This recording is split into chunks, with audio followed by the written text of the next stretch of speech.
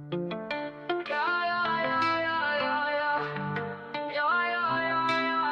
wake up to the same old fight, chasing shadows in the night. Promises made, but I let them fade. Caught in the cycle, I'm feeling betrayed. Round and round, I'm losing ground. Trying to break free, but I can't see. These negative patterns are haunting me. Nights turn to days, I'm losing my way. Thought I found peace, but it's led me astray.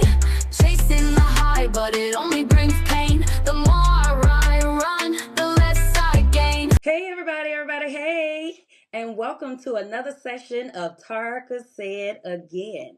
And today we have with us Mr. Brian Lynch. Welcome. Hey, how y'all doing out there? This is Fam, and he is a tax preparer. And you all know it is that time. It's time for you all to start getting your paperwork together, getting it organized, because they do like when it's organized. Oh, yes.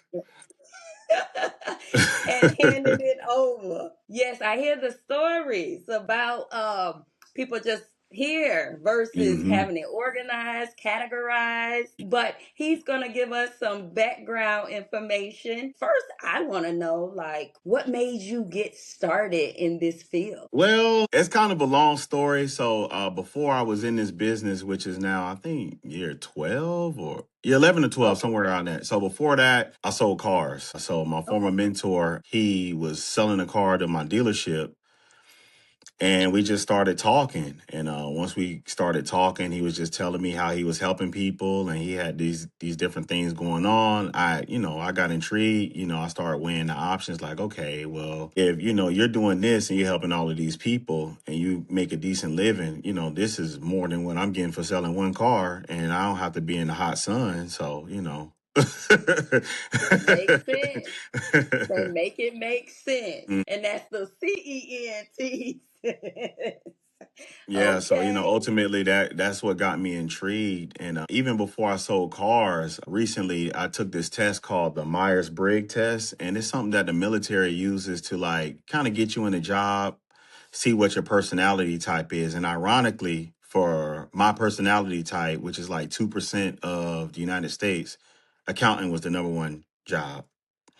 So I'm actually in the Wow. field that I'm supposed to be in, and it didn't happen like that initially. So And believe it or not, those assessments and surveys, those have some accuracy to they it, do, they do. So I saw you had a post out there on social media, hmm and it was related to encouraging people or admonishing people to stop filing exempt.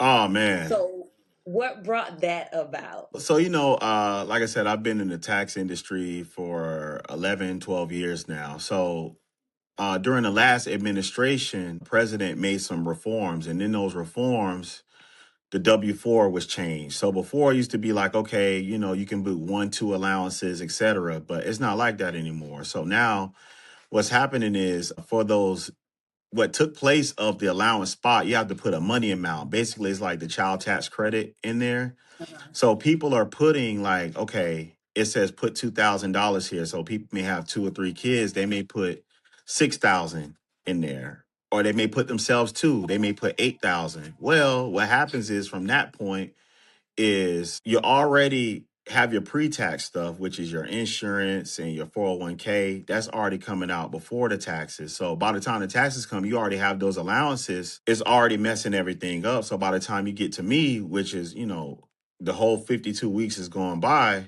now in that withholding spot, it's $0 there. So now, Mm. now you're coming to me and you're saying, okay, work a Christmas miracle. And I'm just like, man, shoot, like, like, and I don't know, ma'am or sir. It's not looking too good right Listen. now, and I'm not trying to be in no handcuffs helping you out. So, Right. That makes sense. And just thinking about that, because that was one of the actual questions that I was going to ask. Like, what are some myths, right? Or, like you said, them thinking you're a magician, to make things happen, mm-mm, crunch some numbers, working mm, miracles. So mm-mm. you kind of just answered. And again, okay, if I go do that, if I go be the LeBron James of the tax business, if I'm trying to go be the best, I do this. Okay, well, there's a LeBron James audit waiting for me that I got to go and deal with. And, Yes. at the end of the day, the person is just going to say, oh, well, I just went to you and you did this. And then now I got an audit and now they're leaving you bad reviews. Now you going viral in Orlando and, oh, no, like, no. It's not a good look. Right. So auditing is just a part of the business, correct? It But really, you it just really want to be is. Yeah, it really is. Because the earned income tax credit is like the number one credit out there. So, if you're a tax professional and most of your clients are, earned income tax credit or child tax credit people. So the IRS can select up to 50 of your files to review. With those 50 files for each thing, like the filing status, the residency, the relationship, etc., they can find you up to, I think, $560 per thing that's wrong. So if you don't have those docs, if you don't have that proof, that's $1,500 plus times 50. And That this is is how people, yeah, this is how people, get messed up in the business, or they get fined, or they gotta, they got the IRS agent looking all at their files. Now oh man, I don't got the birth certificate for Miss, Johnson. She don't got the proof of residency here. It just gets bad. So, a lot of the time I'm overly asking for stuff because at the end of the day, even if before they audit me, they audit the taxpayer. So I got to make sure that our ducks are in a row. So, okay, let's assist this person because it truly does come with the business. It's really inevitable. Like if you're not getting audited, you're probably not doing a lot of volume if none of your clients are getting audited. You know what I mean? So it's just kind of one of the things like, and that makes sense because sometimes people feel like because you get audited, that automatically puts you in the negative category that you're doing it's something all wrong, random. Yeah, it's random. Like if you have like a earned income tax lottery. credit on there, yeah, it's just it may just be your time to okay, we got to show the proof now of what we filed. Okay, I need all this docs. I need your Uber stuff, even though you already gave it to me. Okay, and I actually need the mileage tracker now. Okay, you did. I need all that stuff. So even though you're supposed to, and the thing is, in our business, everybody's coming fast and furious.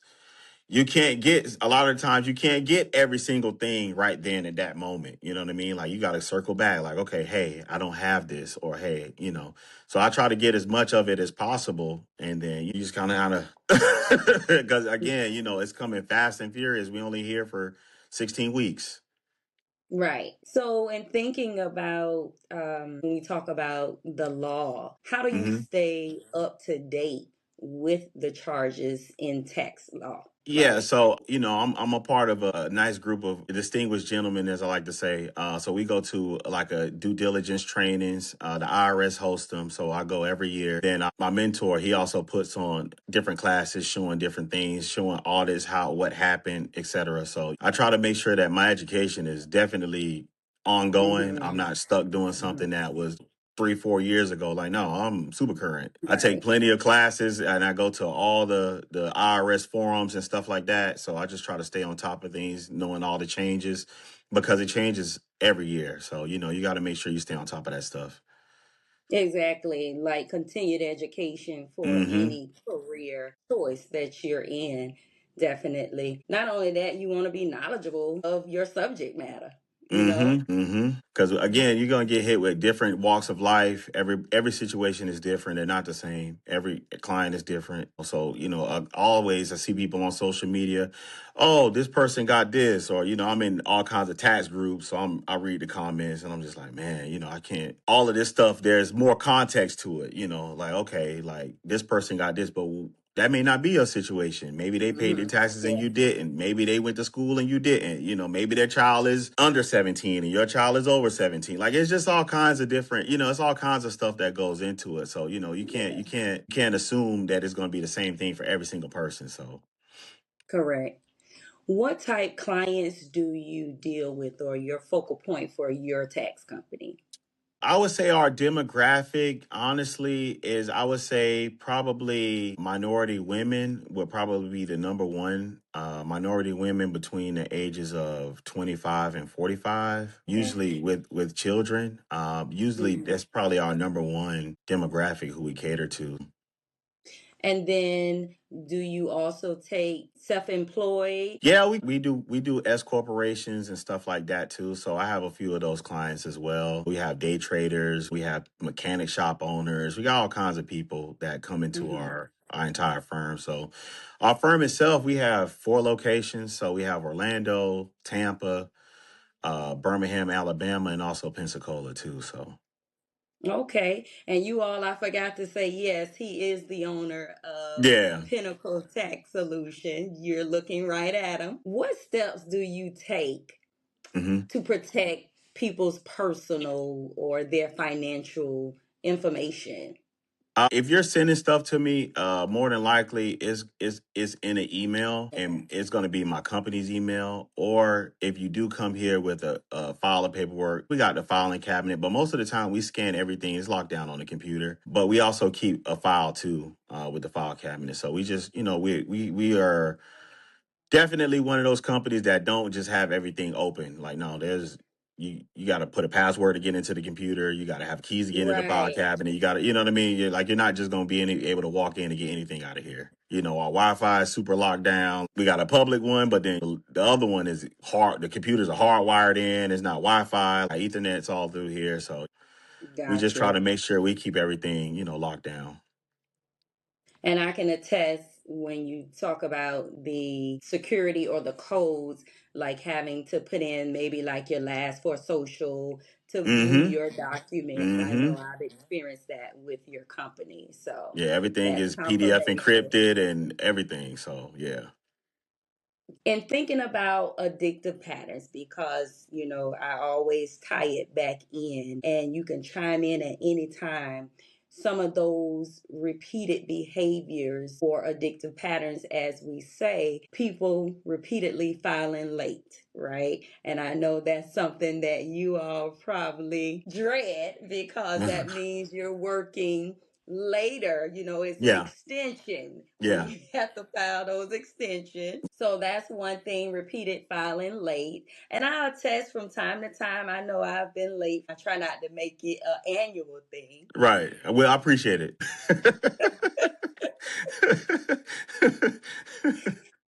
Another one is avoiding finances out of fear. And I Yeah. know I've heard people say they put things off to the side because they don't want to know how much they're going to owe back.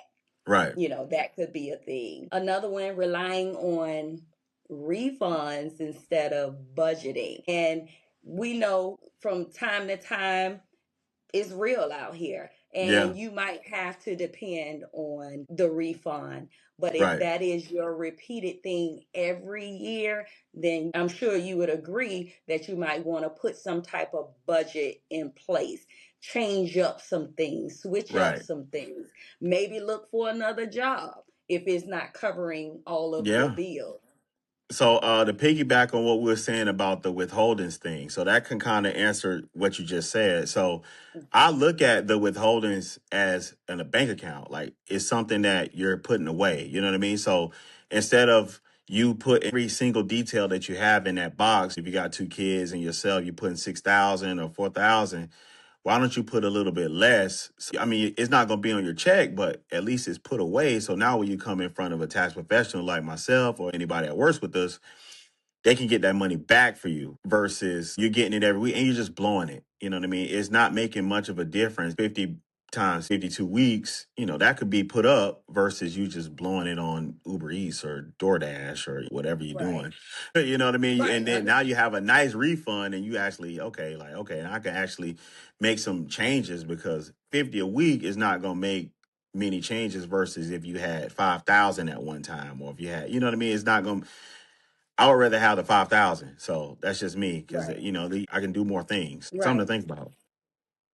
And that makes sense when we talk about it, because you think about the next generation. I feel like at this age, I'm living for the next generation, Mm-hmm. trying to prep them and educate them. And that's Right. one thing that you don't want to be doing is passing down the poor Bad money habits. habits. Hmm. Correct.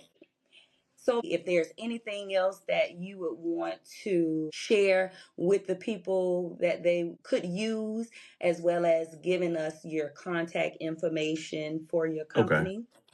Well, another thing too this year, with our big beautiful bill, there's no tax on overtime, and there's also no Mm-hmm. tax on tips. So you got your servers out there. There's no tax on those tips that you actually report, and the tips that you're not reporting. So Mm-hmm. it's good to have a good wrap on that kind of thing. You know what I mean? Especially if it's you're handling a lot of money at different times. Hey man, it may be a good thing to go ahead and claim that money because it may help you on your tax bill, or it may actually be the reason why you get a refund. And the overtime is a beautiful thing because you have people that like to go exempt. They like to go exempt. Oh, I got overtime, or I got a bonus coming. I'm gonna go exempt. Well, there's no tax on overtime, so just let it rock out. I'll be able to get it back.